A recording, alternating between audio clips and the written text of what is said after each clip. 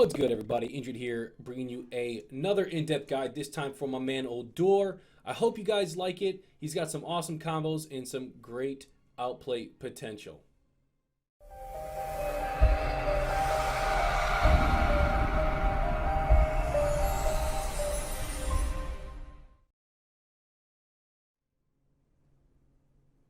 All right, guys. So, as I said, he's got some great potential, and I am really excited to take a look at him with you guys. So, he's a really fun character, and he's someone that I actually haven't spent a ton of time on, and he's kind of like a half port, in my opinion, from one of the people from BLC. He's not like a full port, but yeah, interesting guy in general. All right, so first off with his M1, it's a projectile attack, and when it hits, it puts something on called Sands of Time. So as you see there, there's that purple. When Sands of Time ends, it explodes for the damage that you see in purple. So if you get it to a point where, I think, okay, yeah, so if you see it there, it'll kill him once it actually explodes. And so it's not like a dot damage that you've experienced with like Ignite or with Lucy. I can't remember what her dot toxic or toxin, I think it's called. It's not like that. It's different. It's an explosion damage that happens at the end, more like a deadly inject. So it can kill if you get them low enough with it.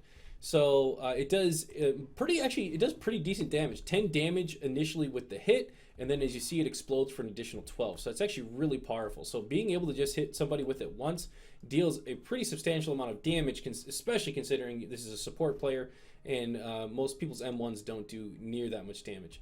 So really work on poking if you can. You know, you want to hit one person, hit another. You know, if you can hit another, I mean, that's a lot of damage coming out. Now you're doing 22 damage to all those people, which is pretty good.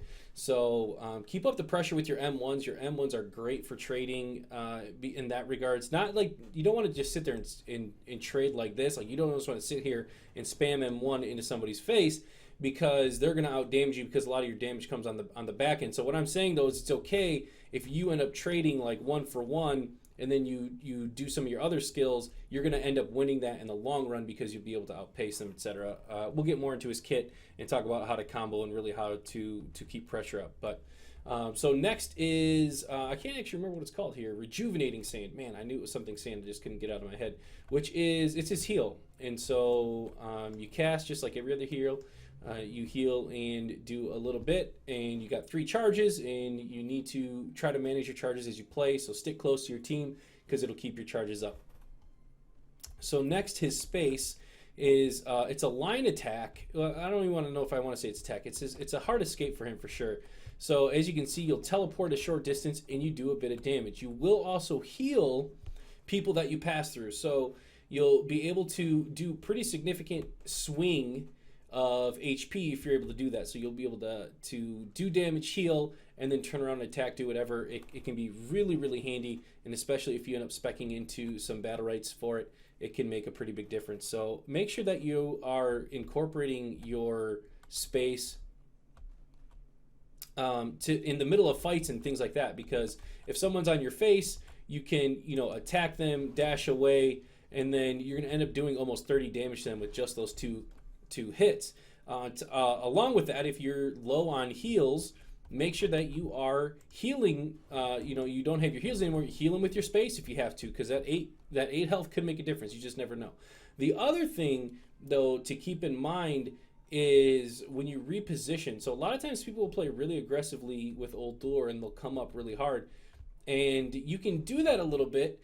And if you need to reposition in a way if possible, especially if you're playing with another range. A lot of people play Oldur with another range, is you space in a way then that you're healing your teammate and repositioning. So if you can reposition properly and do damage, you can reposition properly and heal, do it. It's going to be effective. Like, yes, your heal's going to be down. You know, you want to be a little careful that your opponents don't have some type of setup where when you have your space, they all in on you and do a ton of damage. You know, you want to be careful with that a little bit. But you know, if you can reposition, get a little healing, get a little damage out, I think it's okay to do that. So make sure to try to work that in a little bit. So now your Q, you see, you put up that time bender. It's not very long. It will absorb. It'll absorb any projectile. So as you see here, I absorb this projectile. You can actually recast then and cast whatever projectile comes into you. So it's really nice if you can catch a snipe, you can catch an ultimate from Jade, if you can catch like a deadly inject. I mean, really some of those big spells, especially that had big windups, try to catch them if you can. That's a really, really strong part of his kit. Second, though, is if a melee hits it, it actually does a pretty significant pushback on the melee, and so you're going to want to be aware of that. So one thing to keep in mind is, as you're playing the game, if you see people space in on you, especially in like the lower level, and like lower level, I'm thinking even like 11 and below, sometimes even 12 and below as far as grades, but for sure like 11, 10s, 9 to 8, 7s for sure. In their mind, they almost always space and then attack immediately. And so if someone spaces on you, especially if they space behind you, make sure you just turn and you pop your Q, because they are very, very likely going to trigger that for you. Now with that though, keep in mind you turn a bit slower. If you see that, you see how fast I'm turning like that. Now when I have my Q up, you see how much slower I turn. So you want to be sure if you're facing this way with somebody, like an Astro maybe, an Astro then spaces in behind you, you don't want to hit your Q and then try to follow him around. He'll likely hit you. So what you want to do is if he comes in there, you want to quickly snap your mouse over and then Q. You're going to get your shield behind you much, much quicker. So just a little trick there with your shield. Now next is your E and Quicksand. Man, I couldn't remember what it is for the life of me again. You cast a little bubble, it does a bit of damage, and it will slow without any type of Battlerite in it. Now one thing to keep in mind is you see the circle grows actually quite a bit here, and I wonder if it'll be close to like this. So you see like it's, when you cast, it's the size of this middle ring, but when it lands, it's significantly bigger than that. So keep that in mind when you're casting. You're going to have a little bit of give there. It does a little bit of damage. Oh, excuse me, guys. That was terrible. It does a little bit of damage, and it also then procs your... here, I'm going to kill this here real quick. It procs your Sands of Time, meaning it makes it explode right away. So let me see if it'll go up here once he spawns. So you see, you do that. You cast your Sands of Time, and boom. Now it immediately hits, and you don't have to wait the cooldown for Sands of Time, which also means you can then reapply Sands of Time to somebody. So if you're able to like attack, hit, those are going to die, but then attack that person again, man, that is really, really awesome damage that can come out. So make sure that you're really incorporating that in to your gameplay. So if you're going to hit it, try to follow it up again with an immediate hit with your M1. So next I'm going to cover Stone Glass, which is your R. It's a very, very quick melee ranged petrify. It has a slight pushback, as you can see, but this is awesome to help relieve some pressure for you. And so if you're getting, if you're having a hard time with the pressure from the other team, you need to start dropping that, man. Oh, it'll be such a help for you. So make sure that you're incorporating that in, because it'll petrify them, and then you're able to refocus. It'll calm down some of their damage, etc. But another thing to think about is if you know somebody is taking a bit of pressure, like maybe all of their escapes are down. We're going to say this guy here in the middle, all his escapes are down, but then also this guy over here is on his team and he's like trying to help him or whatever, and you and your teammate are trying to kill this guy. One thing you can do though is you can space in, try to do the damage where you can, petrify the other guy near him and kill that guy. The other thing you can try to do too is be a little bit more aggressive with your positioning. If you're fighting somebody over here, you're walking towards the enemy, and then boom, you hit him with the petrify and go back on the other enemy. You don't want to purposely put yourself in a serious position where you're getting 2v1 and taking tons of damage, but I'm just saying there's certain times where getting in melee range is going to be very beneficial to you, because you're going to be able to petrify and you're going to be able to control that other person, which is really, really good. So let's take a look at the EX skills, which the first one is on the M1. So I'm actually going to read this one because this one, it's not that hard to be honest, but I mean, it's just different. So it says launch projectile that deals 16 damage and knocks target back, consuming Sands of Time. So it's basically like in your E, if possible in there. And so as you see, you do that. there's that knockback, and it does the Sands of Time. So it does pretty significant damage if it can blow up the Sands of Time and does an additional damage from the auto attack. Normally your auto attack does 10, this one does 16 plus the Sands of Time damage. So you can put out some pretty serious damage with that. I have some mixed feelings about if I actually think it's worth the energy. I think there's times and places to use it to try to burst somebody down really quick when you guys have a good advantage. Again, I'm going to use Sirius as an example. If his escape is down, his space is down, and his counter's down, and you're trying to get as much damage in on him as you can, I highly recommend trying to do it then to get the damage. However, I wouldn't just like willy-nilly, in my opinion, like be sitting out here throwing in, oh yeah, I'm just going to weave in one of my EX. Like for me, I don't like it that much. I'd much rather have the energy for the Petrify or for the next one, which is Chrono Flux. So Chrono Flux is on your queue. That's your normal queue, the Time Bender. And this one, we'll show it over here. It's like Pearl's Bubble. However, it completely repels the projectile. So it repels it back and ends up hurting the team. Now, this is a very good skill, again, that you can use on Snipe, that you can use on Jade Ultimate, that you can use on Deadly Inject, etc. All these things to help. Now, one of the ways that I really like using this tool is that when I'm playing, if my opponent, especially again ranged, is taking a lot of pressure from the other team, especially if they have other ranged characters, that, you know, it tends to work a little bit better, is like if my teammate's like over here kind of by the green orb and then their person is over here, depending upon the character, I'll just try to put it between them, because then what that's going to do is my teammate will be able to attack through that, this person will not be able to attack through that, and it's going to really take some of the pressure off my teammate, and I won't have to work as hard on healing them. So that's a good use. Now, something to be careful about with this, I can't actually show you this well in the tutorial, and I didn't set it up or anything like with a friend to do this, but so when the projectile gets reflected, it kind of, the way I would explain it, it becomes Oldur's projectile, okay?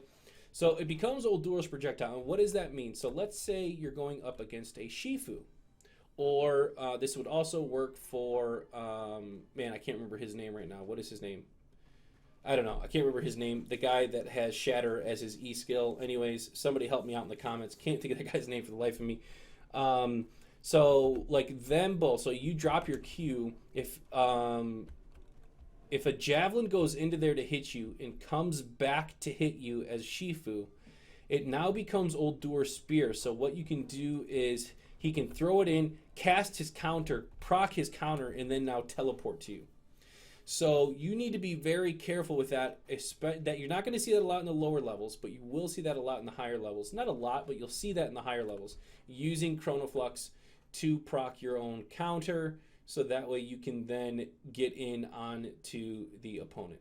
So just keep that in mind. Again, I don't think the vast majority of people watching this video are going to have to encounter that, but it's something to keep in the back of your mind, and it's something for you to possibly use in some of the other characters that you might play. Is you can do that to somebody who drops a Chrono Flux now. So the ultimate is very interesting.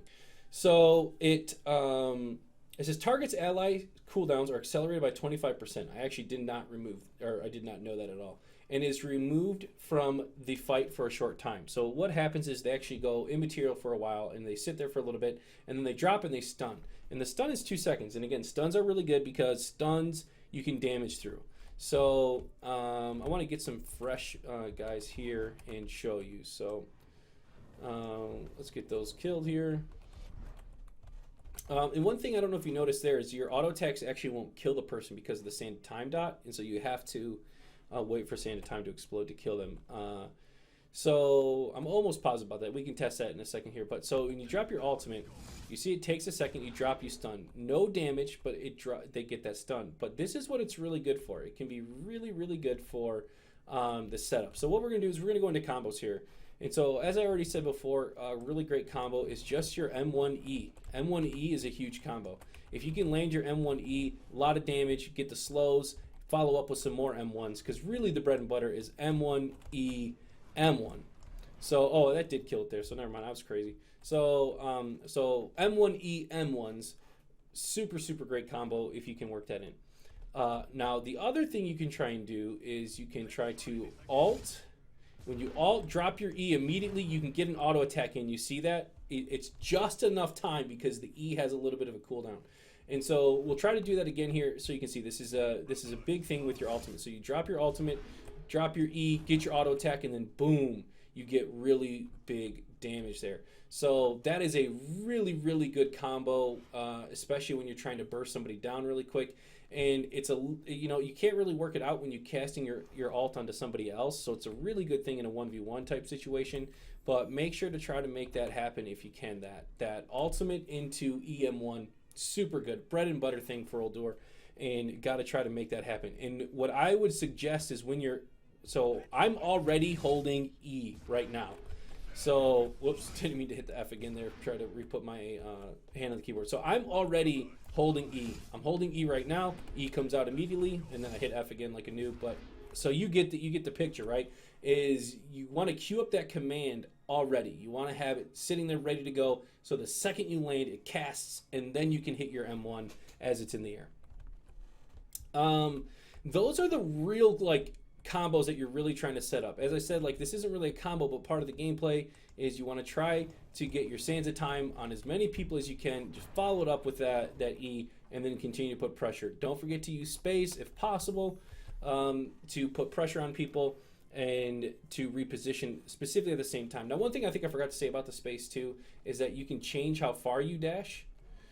There is a minimum dash. If you see that, there's a minimum dash, but you can go farther. So make sure you're using your space properly.